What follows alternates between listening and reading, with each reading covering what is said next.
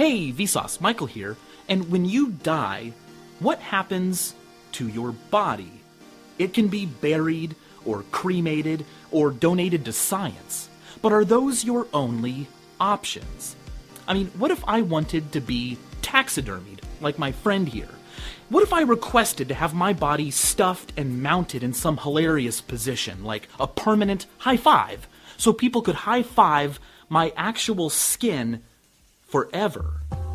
Well, it turns out to be quite complicated. So let's begin with an easier and more flexible solution: cremation and ashes. 12 humans have walked on the moon, but 300 humans have been buried in outer space. With the right connections and budget, you can have a portion of your ashes launched into space. The very first space burial occurred in 1997, when a rocket deposited the ashes of 24 people into orbit around Earth. In 1999, human remains were first buried on the moon. A lunar prospector probe dropped some scientific instruments and some of the cremated remains of Eugene Shoemaker, co-discoverer of the comet Shoemaker-Levy 9. But the first human to have their remains leave our solar system will be Clyde Tombaugh, the guy who discovered Pluto. In 2006, some of his ashes were launched aboard the New Horizons probe, which will arrive near Pluto in 2015, take some recordings and pictures, and then continue on beyond our solar system.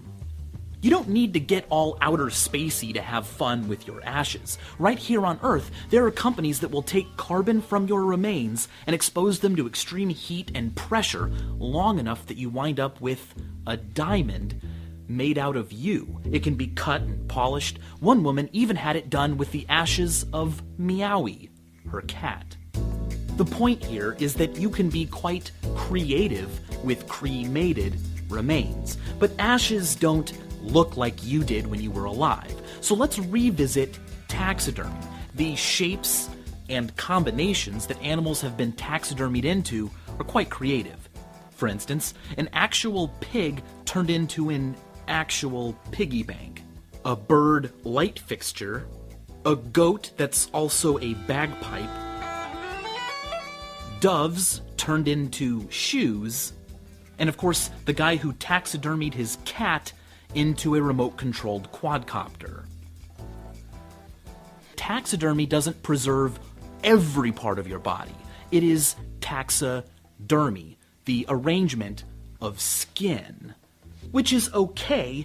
I mean, taxidermy won't bother to preserve all of your internal organs, but your skin is your largest organ. Your skin comprises anywhere from 12 to 15% of your total body weight. Plus, it's an organ that people see and recognize you by. But here's one of the problems. When animals are taxidermied, their skin is removed and then mounted on a mannequin, a shape that resembles the animal but is made of wood or wool and wire or foam. That's fine for museums, but the use of a generic mannequin can lead to an animal that looks generic.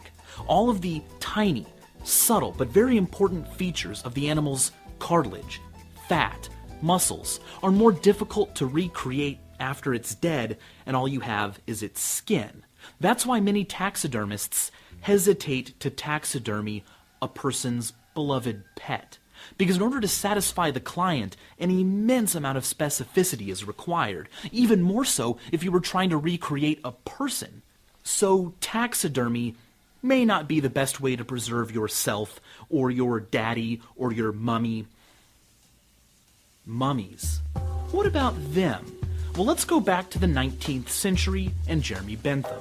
When he died, the philosopher requested that his body be mummified as best as technology would allow, and his body dressed up in clothes and displayed at the University College of London. It periodically still is, but the mummification didn't turn out perfectly, so he's really just a skeleton dressed up in clothes and stuffed. The head wound up looking a bit too wrinkled and the color was off, and so a wax head was made. You can check out a 3D photograph of Jeremy Bentham online. And who could forget the dried out, mummified middle finger of Galileo?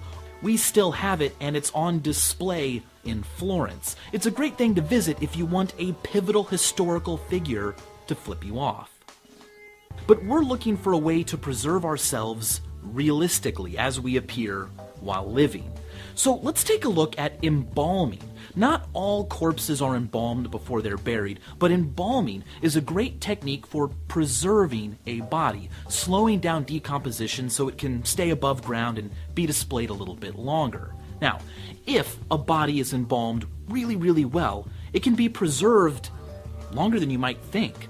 Abraham Lincoln was embalmed so well that even though his coffin has been moved 17 times since he was buried, and the casket opened 5 times, on each of those occasions, including the most recent in 1901, people said, yeah, still looks like Lincoln. On an even more extreme scale are the bodies of people like Mao and Lenin, which continue to be on display to this day. The bodies require special treatments multiple times a week. The exact techniques and embalming fluids used to preserve Lenin are kept secret, but they've kept him preserved for more than 80 years. Well-embalmed bodies can be displayed before being buried in more positions than just lying down in a coffin. For instance, leaned up against a wall, or riding a motorcycle. Wow. But embalming doesn't last forever, and if you try to make it last forever, be prepared to spend a lot of money and time.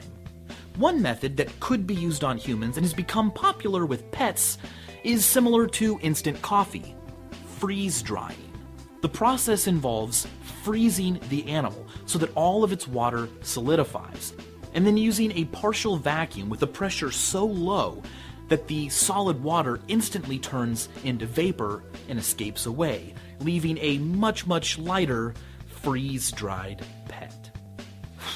Unfortunately, when it comes to preserving a human body as realistically as possible after death, these methods, freeze-drying, mummification, taxidermy, long-term embalming, are either unsatisfactory or impractical, with the exception possibly of a slightly newer method, plastination. It's the method used to prepare bodies for exhibits like Body Worlds.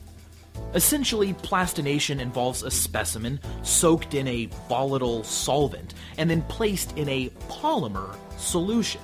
In a low-pressure environment, the volatile solvent leaves the specimen and the empty space is filled with the polymer solution. The specimen is flexible and can be put into a pose, and then the polymer hardened by using special gases. Human bodies that have been plastinated last a very long time, even at room temperature. But here's the crazy thing: it's free. You can quite easily donate your body to the Institute for Plastination. It counts as donating your body to science. But here's the thing: you won't necessarily have control over what's done with your body, because at the end of the day, corpses are legally not property. No one owns a corpse. Because a corpse is not legally a piece of property, no one can just do whatever they want with it. Your options are severely limited, and even if you specifically have requested, say, that your body be taxidermied, and all of your surviving kin agree and want it to happen, it's very unlikely that a mortuary would allow that to happen, and historically, the law sides with the mortuary. For example, in 1994, David Eugene Russell requested that when he died, his body be skinned, his skin tanned into leather, and that leather used to bind a book of his writings. He wanted this to happen, as did his surviving widow, but the mortuary refused to do it, and the court sided with the mortuary. So even if you have a really cool idea for how your body could be embalmed forever and displayed in a funny, weird, or bizarre way, you're not going to get permission to do so.